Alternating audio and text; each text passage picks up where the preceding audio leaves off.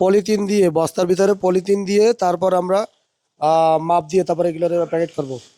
আর polythene না দিলে দেখা যায় বৃষ্টি বাদলের দিন, তাছাড়া বা আপনার ইয়া আলো বাতাস হাওয়া ঢুকলে একটা ছত্রাক তৈরি হয় বা খাবারের কোয়ালিটিটা সঠিকভাবে থাকে না। এই জন্য পলিথিন দিছি। পলিথিন দিয়ে বস্তায় 50 কেজি বা করবে ধরবে ধান, তো 50 কেজি হয় নাকি? 50 কেজি করে মাপ দেবেন, হবে না 50 কেজি? তাহলে 50 কেজি হলে তো ভালোই তো, যাক আলহামদুলিল্লাহ। গায়ে গায়ে হবে মনে হয়, তাই না? দেন 50 কেজি। তো এই এদিকে নিয়ে আসেন, মোবাইল বন্ধ রাখেন। মোবাইলের ইয়ে করার সময় ওই কোনোই করেন না, মোবাইল বন্ধ রেখে তারপরে এলে ভিডিও করেন। আচ্ছা, একটু 50 কেজি হয়েছে, আর এবার 50 কেজি দেন। হ্যাঁ আচ্ছা, তো আমরা আচ্ছা 50 কেজি যাক কইছে, সমস্যা নেই। 50 কেজি। আচ্ছা, এটা এটা নামায় সুন্দর মতো ইয়া, হ্যাঁ না আপনার এইভাবে সেলাই দেন। আমাদের নিজেদের নিজেদের গরুর জন্য, প্লাস আমাদের যারা বাইরে আছে কিছু খামারি ভাইরা। কেমন হয়েছে বস্তা সেলাই, কেমন হয়েছে? মেশিন কেমন, ভালো? এই নতুন মেশিন নিয়েছি আজকে। আচ্ছা, এটারে আপনারা একটা সাইড করেন, এটা সাইড করে খামাল দিয়ে রাখেন। একটা সাইড দিয়ে খামাল দিয়ে রাখেন, এটা ঝাড়ু দিয়ে পরিষ্কার করে তারপরে খামাল দিয়ে রাখেন।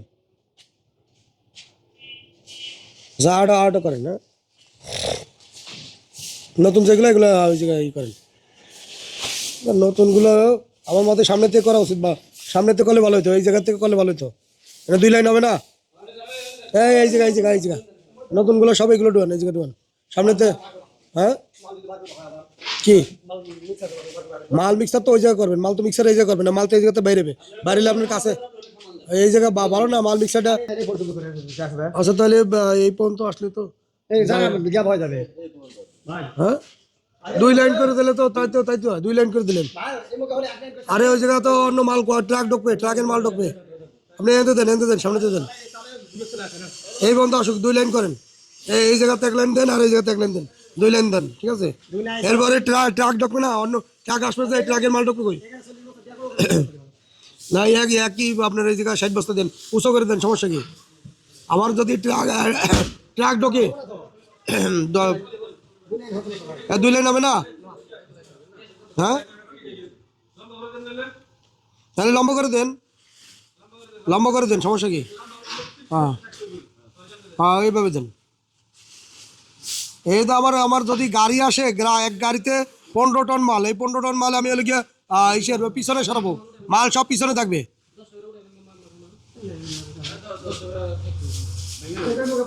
না না পড়বে 3 লাইনে 3 সিরিয়াল না।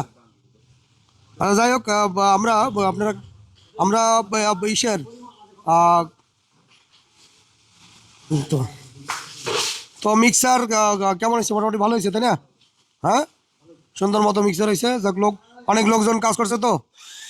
মিক্সার করে কয়জন? 5 জনে কাজ করছেন নাকি? আচ্ছা 50 কেজি নাকি? 50 কেজি সুন্দর মতো ধরতেছে, তাই তো? যাক আলহামদুলিল্লাহ। হ্যাঁ মেশিন মেশিন কি বড় হয়ে গেছে কোনটা? ও এই মাটা মাপা মেশিন।